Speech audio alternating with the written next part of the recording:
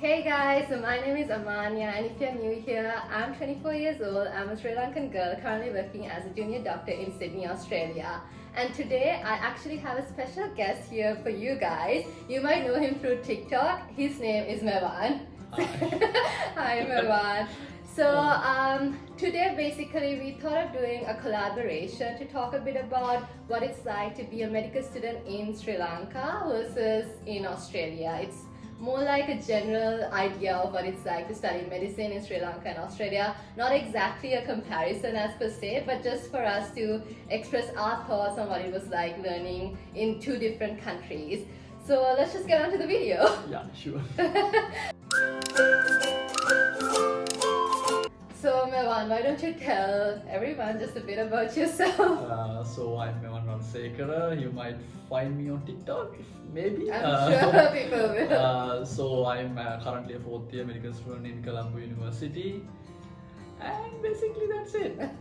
Alright, cool. So we've actually compiled a couple of topics that you guys might be interested to know about. I thought it would be a good idea to compare like what a Sri Lankan medical student's life is, because I honestly don't know, and I'm sure you have a very different experience to mine. I think it's probably the same. You think it's the same? Maybe, I'm not sure. Okay, yet. we'll find out. We'll find out. So the first thing we're going to talk about is how we got into medical school. So do you want to go first, or I can go first? Okay, cool. So for me, I went to an international school in Sri Lanka, so it was the ICM International School, and so therefore I did Cambridge A-levels and O-levels, and most likely for me it was easier to get into a overseas uni, or I had the option of like CITEM. Yeah, but my parents actually wanted me to go overseas and like experience the culture there, and also like think of settling down there if that was an option as well. So because of that, I applied to Malaysia for this transfer program that I've talked about in many other videos. So that was what I applied to. So Malaysia International Medical University to transfer to Australia Western Sydney University.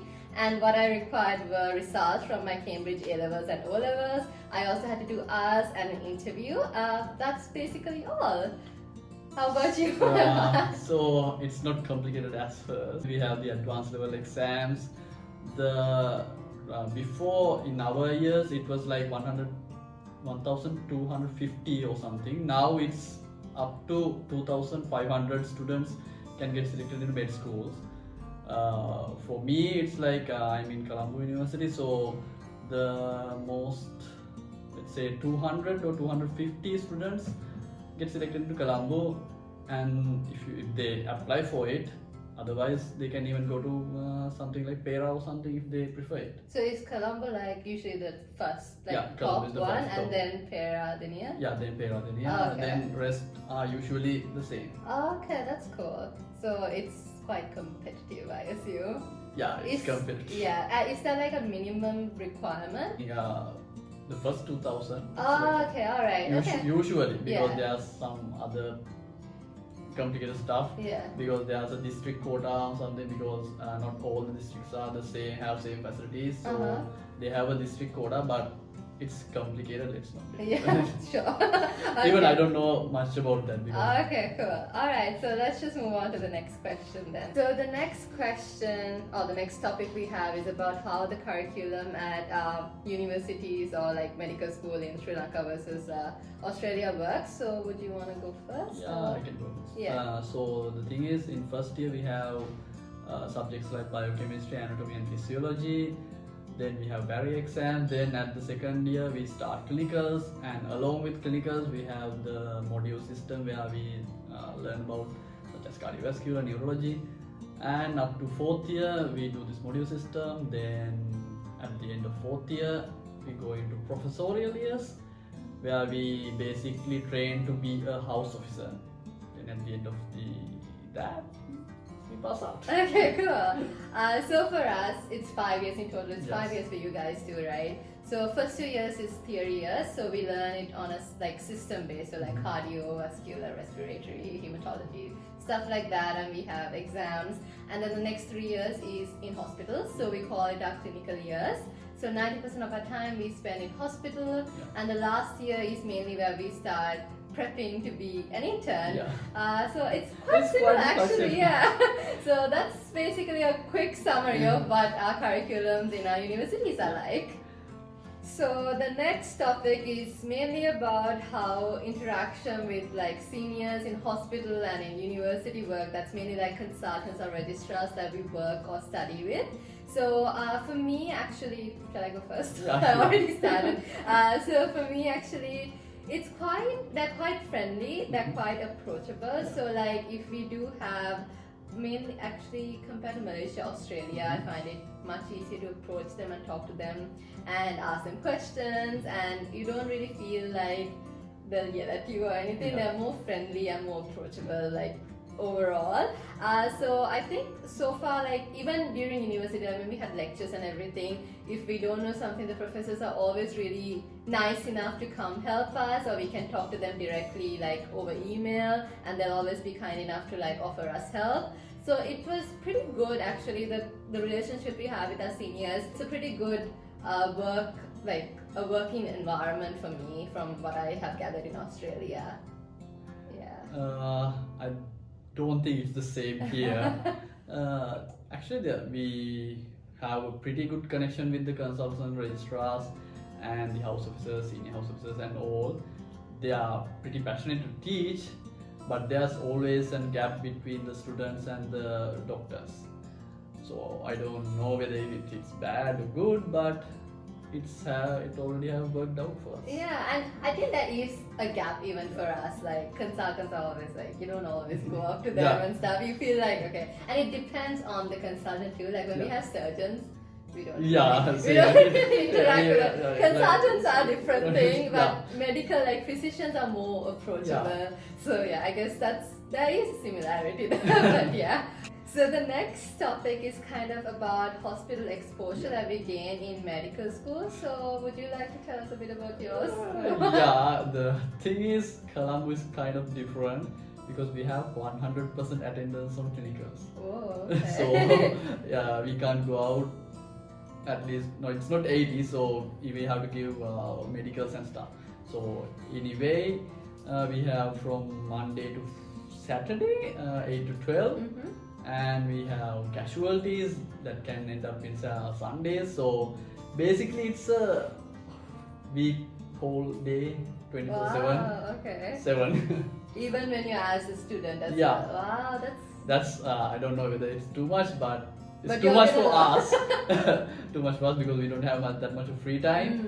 But still, we get a lot of work done, and we have lectures in the afternoon as well, okay. So and main board classes in the night. like, that's very different to Yeah. mine. Because so we get hospital exposure mainly from years 3 onwards. So 3, 4, 5. Again, we spend majority of our time in hospital. But even then, we'd like go in at 8 and come back home at 1 because we didn't really spend much time in hospital. We are kind of jealous about that. But final year we actually try because we are like, okay, now we're actually gonna be Yeah. working, so we need to get more experience.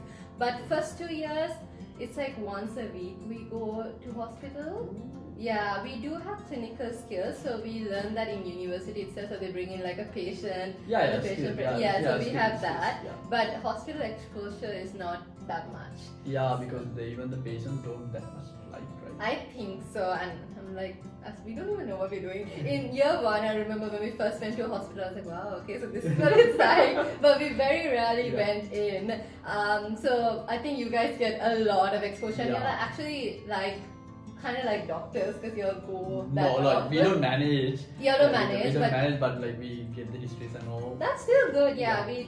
we didn't do much of that until 3rd year. So 3rd year was when we actually stepped into hospital and we're like, oh, this is what a ward round is. This is what we do. But yeah, so I guess exposure-wise, you all are more in hospital. Yeah, I think Yeah. that's basically because of the culture here, maybe because the patients do like the students Oh, that's good. to learn from them. Oh, that's nice. Like they prefer like let's say they have a special case, they want us to learn about it so they can treat so that we can treat the next patient. Oh, that's really So like good. they are really yeah. interested. I think it's in the culture. So it's very easy to approach patients Yeah, as it's well. very They don't easy. just say no. Right? Yeah, it's very easy. That's good. Even if you have like obs and gynecology, are guys like able to? Yeah, like we That's we good. have the girls with us, but Yeah. still, if someone disagrees, like the consultant who comes and tells the Oh. patient to let us see. That's good. Yeah. I think in Malaysia, so that was kind of a barrier because it's a more like conservative Yeah, country. yeah. Australia is a bit more like open about it, they don't Yeah, mind. open. But Malaysia had very Yeah. like more strict policies when it comes to that. So yeah, that's about it for that. The next topic is mainly about exams, and I think that's a very big topic if Yeah. we get too much into detail. But if I go first, so our exams are mainly theory and OSCEs. OSCEs are clinical skills, which you guys have as well, and we also have vivas. But theory is mainly MCQs or written, and OSCEs are more clinical skills, which is very nerve-wracking. Yeah. Like I find it to be very stressful because again, you're in front of an examiner Yeah. and the patient, a person pretending to be a patient. But mainly what we have, and we have exams every year. In first and second year, we would have exams every 5 weeks. But OSCEs would be at the end of the year. But yeah, that's a basic summary of what it is. And if we fail, we repeat Yeah. the year or the semester, and that was not good. But unfortunately, that's how it works. So basically it's the same. We have exams like every 2 months, every module exams like 2 months, and we have basically just like she said, we have vivas, we have OSCEs, we have emergency vivas, we have this, let's say, the consultant judges at the end of each appointment. Yeah, we have that too. Oh my And we God. have research to do, like lots and lots. Oh really? Yeah, we have research to do. We have statistics, cognitive medicine, behavioral science. That's not really. I think that's a It's- lot. it's that like- you it's can like get ADHD into. to me. Oh my god. Yeah, I'm sure. Like it's still PTSD to me, so I'm like, I don't want to sit an exam for a while now because Yeah. it's been a while. Anyway, so we'll move on to the next question. That was actually a question I wanted to ask you guys. I mean, ask you whether you guys get much exposure to like dead bodies in uni. Like, do you all have to cut them up or anything like that? Yeah, like dead bodies. Like we had to dissect at the so for the first year we dissect, but it's not like fresh bodies. Okay. It's dried up cadavers. It's with formalin. It's a bit nasty, but Okay. we kind of get used to it. Okay. And even we eat beside it. So Oh my god. Okay. Okay. so that's pretty much okay. Yeah. And apart from that, we have another appointment with all the law and stuff. So where we have to see dissection of an fresh body which has been under, let's say, went to an accident or homicide or something. Oh my god. Like 15 dead bodies being cut up. Oh my god. At least, actually, one boy fell on the same floor where the dead bodies were being cut up. Oh my god. So I've only seen one like that, and I couldn't even watch that one because she was a 24-year-old girl and she had like a cardiac arrest. I can't even remember because I didn't stay. I thought I'm gonna try and stay, but as soon as I started cutting, I was like, no, I can't. And I walked out of the room. I have not seen actual post-mortem dead body being cut up. It was too traumatic for me. So we did have like one cadaver that we looked at in our medical museum sessions when we learned anatomy, but we didn't actually like dissect anything. So yeah, that's a fun story for you guys. So yeah, I think the next one was just about how our day would work as a medical student. So normally, when I was in Malaysia, the days would depend. We would have lectures all day long because, like I said, it was theory years. And we would have clinical skills sometimes during the day, and we also had something called PBL sessions, which is like group problem-based learning problem-based sessions. learning, Yeah. yeah. So it would usually start at 8 and end depends, usually 3, 4. Clinical years would start depending on the term. So if I had a surgical term, it would start at 7. We try to go by 7, not always. But if it was a medical term, it would start at 8. And that would end usually we would stay for the ward round and see if there's any jobs to help out with, and then go home and then study if we have exams coming up. We wouldn't have lectures on those days. When we had the hospital days, we wouldn't have lectures. We would have it on another week when we had our lecture week. So I think yours might be a bit more intense than yeah, it's a bit intense. The first year Yeah. actually, it's all day lectures starting from 8 to 4. So basically from Monday to Friday, at least the Saturday is free for the first year. Then from starting from the second year, we have clinicals from 8 to 12, from Monday to Saturday. Then we have casualties, just like I previously said. Is casualties like on call kind of? Yeah, like basically you have to stay from 6 p.m. to 12 p.m. Like the next day? Or 12, like midnight? Like till midnight. Oh, okay. If the consultant wants more, maybe Oh, 3 okay. a.m. Okay. Sadly. That's pretty hectic. That's And you pretty- still have to make time to study. as Yeah, well. basically because we have exams Yeah. and we have lectures too. But sometimes we don't have lectures, but most of the time we have lectures. And filing on top of that, we have those other fresher stuff and all that we have. We have to do fun stuff as well. Yeah, so of course. it gets piled on. So how would you like balance your day usually? Like do you have like a set timetable on when to study, or do you No. just whenever you can? Yeah, just finish whatever I can. Yeah. Because I'm not I'm not that much of a timetable guy. And do you think you have a good like study, other fun stuff life balance? I don't think I have balance. Uh-huh. I have more fun, less education. Oh really? Okay, cool. But I think at the end of the day you shouldn't put all your attention Yeah. into just university, Yeah, right? I don't know. I think It's my perspective. It Yeah. doesn't have to be yours. yeah, it obviously depends from Yeah. person to person. Even like studying, like how I study is probably not the way Yeah. you study and probably not the way anyone else studies. So yeah, at the end of the day, I think like I would always try to have a balance, even though sometimes it doesn't balance. But yeah, but I think that's so overall I think you guys are pretty more full on than Yeah. we are. But that also depends on the university, I guess. This is my because university. you can. Yeah, no, anyways, like what I was saying was it depends on the uni as well. So this was more of my university. All my friends are kind of doing the same thing. But there are like other universities that might be more hectic where you have to go in more often, or you have lectures on the same day and things like that. Actually, just for a reminder, this is only about the Colombo University. Yeah. Regarding other universities, they have a little bit of more freedom than us. Because they don't even have the 100% clinical attendance thing, so they have much of freedom than us, and they have pretty much big vacations. Oh really? So Yeah. how much vacation do you guys get a year? 2 weeks per year. Okay. Alright. So when I was like in uni. For the New Year and for the Christmas. Oh, so you're getting a vacation soon? Yeah, Oh, probably. okay. Oh. Probably. Oh no, okay, that's Because that's for the first year, second year, third. but since you're in clinical years, it's Yeah. a bit different. Okay, that's pretty hectic. So I think we're coming to an end of this video. I hope you guys got kind of an idea about what our university life is like as medical students. Again, this is not a comparison to say this is better than the other one. I don't or think so. one. Yeah, it's not. It's just us talking about like what we experience, and most of the stuff are actually quite similar, like the Yeah. curriculum and everything. I guess it's just the clinical. That clinical stuff. Yeah, It's that's a because of the consultants' attitudes. And Yeah. I think it's good, but they want to teach us more. yeah. That's There's it's cultural thing. and I also think so, it's a yeah. cultural thing. I think so, yeah. So basically, I think to end this off, we like to talk about our overall thoughts, whether we do this again.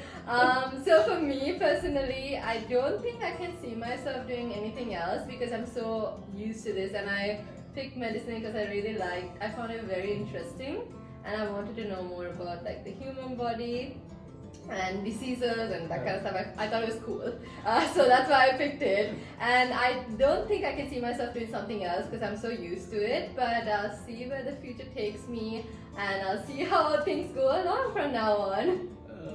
For me, I didn't think that it was cool about learning about medicine and stuff. But I want to do it because I think most of my life I grew up in hospitals because of my mom. Oh, So I wanted to do it.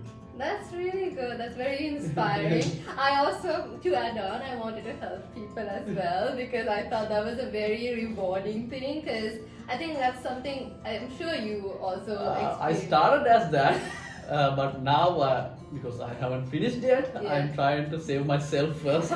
Then I'll save you guys later. Good, good way to go about it. Yeah, but I think that's something, another thing I want to do, like to give back to the community was another thing I was thinking about. I think it's truly rewarding, like It is. see the patient smile going back home. Yeah. I think it's Anyways, I think that's basically all for this video. I hope you guys enjoyed it. I will leave Mewan's Instagram, TikTok details so you guys can follow him if you're not already. And also, if you did like this video, please give it a big thumbs up and subscribe to my channel. Thank you so much for watching. I'll see you guys next time. Bye. bye.